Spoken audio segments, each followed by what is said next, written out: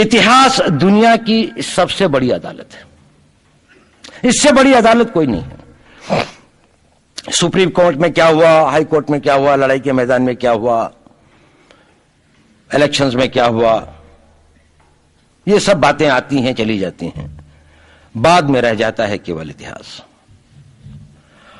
और इतिहास का निर्णय हमेशा उसके पक्ष में गया है जो शक्तिशाली था।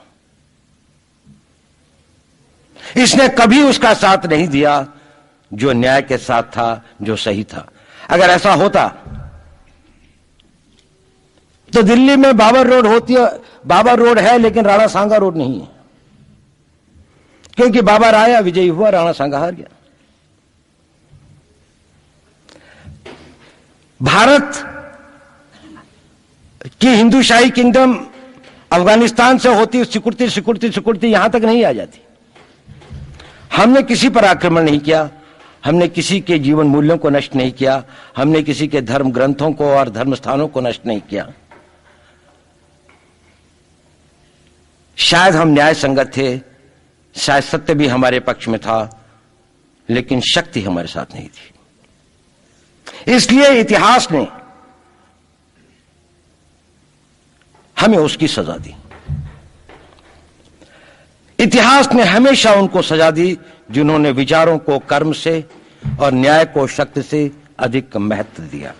अब मैं ये नहीं कह रहा हूं कि उसको उसकी तिलांजलि कर देनी चाहिए, ये नहीं है कि न्याय का अपना महत्व नहीं है, लेकिन यदि कॉन्फ्लिक्ट ऑफ इंटरेस्ट हो तो शक्तिशाली बनना ज्यादा आवश्यक है। भारत धर्मगुरु भी तभी बनेगा जब एक शक्तिशाली भारत का निर्माण होगा। जिन लोगों ने भारत के ऊपर आक्रमण किया, भारत के ऊपर राज किया, इस प्रकार से राज किया कि राज करते वक्त, जाते वक्त अपने गुलामों से कह दिया कि तुम राज कर लो, हम तो जा रहे हैं, तो यहां पर गुलाम वंश भी बन गया। अगर हम लड़ाई के वॉरफेयर के उसूलों से देखें कि किसी भी राष्ट्र की जो कॉम्प्रिहेंसिव स्टेट पावर होती है, किन चीजों से वो लड़ाई लड़ता है, जिसको हम कहते हैं कि ये शक्तिशाली है, दूसरा शक्तिशाली नहीं है, क्या वो अव्यय होते हैं उसके, क्या घटक होते हैं उसके। तो भारत के पास जनशक्ति, धन शक्ति, ज्ञान की शक्ति, टेक्नोलॉजी की शक्ति, और जिन लोगों ने आक्रमण किया उनकी शक्ति को अगर हम ये देखें तो शायद 1 और 1000 का अनुपात भी नहीं होता।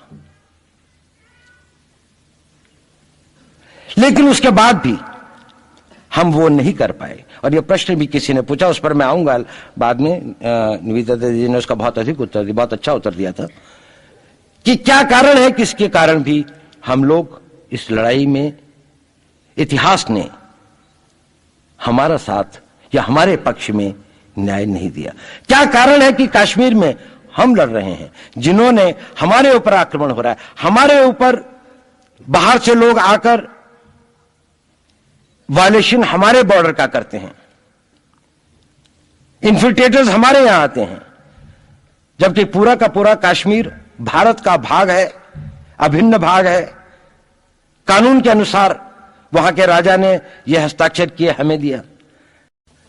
क्या कारण है कि करोड़ों की संख्या में बांग्लादेश से लोग भारत में आते हैं, हम बाड़ लगाते हैं, वो लोग वहां से मना करते हैं कि आप हमारे आदमियों को आने दीजिए, और हम कुछ नहीं कर पाते।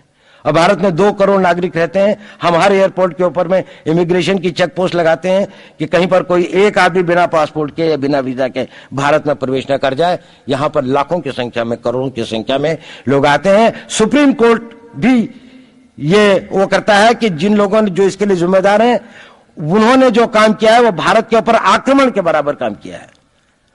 और वही सरकार उस सुप्रीम कोर्ट के 25 जुलाई 2005 के निर्णय के 3 दिन के अंदर में एक नया अध्यादेश जारी करके उन सारे के सारे कानूनों को फॉरेनर्स एक्ट के अंदर में इनकॉर्पोरेट कर लेती है, क्योंकि जो वो IMDT एक्ट था उसको सुप्रीम कोर्ट ने नल एंड वॉइड कर दिया। ये सब बातें हमें सोचने और समझने की आवश्यकता है। एक कारण, मैं ज्यादा चीजों में नहीं जाना चाहता, इतना समय भी नहीं होगा, कि भारत विदेशों से इतना नहीं हारा। अंग्रेजों ने भारत के खिलाफ कोई लड़ाई ऐसी नहीं जीती जिसमें कि अंग्रेजों की फौज में भारतीय सिपाही नहीं थे। चाहे वह पहले बंगाल नेटिव आर्मी थी, 1857 के अंदर में सिखों और गुरखास ने उनका साथ दिया। जब सिखों से लड़ाई हो रही थी तो बाकी लोगों ने उनका साथ दिया। हमेशा नेटिव आर्मी उनके साथ थी।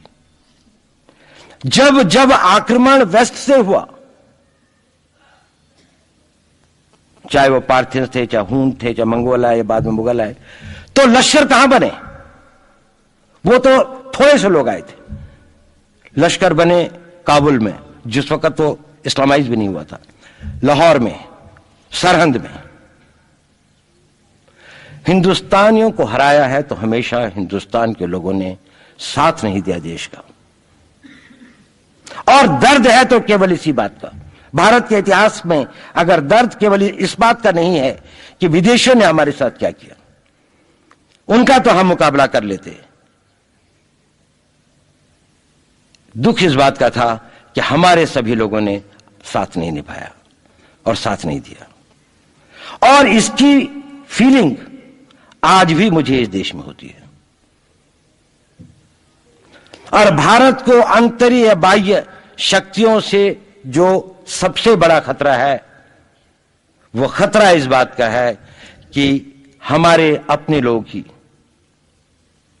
कहीं राष्ट्र की सुरक्षा, राष्ट्र की अस्मिता, राष्ट्र के गौरव का सौदा न कर बैठे, अपने आज के सुख के लिए अपने भविष्य को अंधकारमय न कर दें। और इसके लिए जो जागरूकता चाहिए, इसके लिए जो ताकत पैदा करनी है, वो ताकत केवल समाज के अंदर भी पैदा की जा सकती है। उसको केवल आप लोग कर सकते हैं। वो केवल आज की युवा शक्ति ही कर सकती है।